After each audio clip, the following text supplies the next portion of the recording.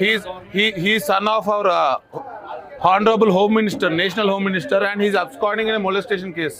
If you find him, please give a call to 100.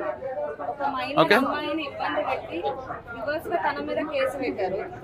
అమ్మాయిని ఇబ్బంది పెట్టిన కాబట్టి we want justice and suppose we are fighting reverse గా పెట్టారు. సౌండ్ పార్టీ అది ఎస్ అందుకని ఎత్తుకుతున్నాం. అది జరగలేదు కదా, డబ్బు ఉంది కదా అని అహంకారం నడవదు కదా, డబ్బు అధికారం ఉందని. చేద్దాం మన ప్రయత్నం మన చేతిలో ఉంది కదమ్మా.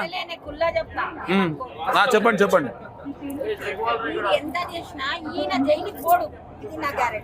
జైలుకి పోడు అంటారా? పంపిస్తాం మేము పంపించేదాకా కొట్లాడదాం.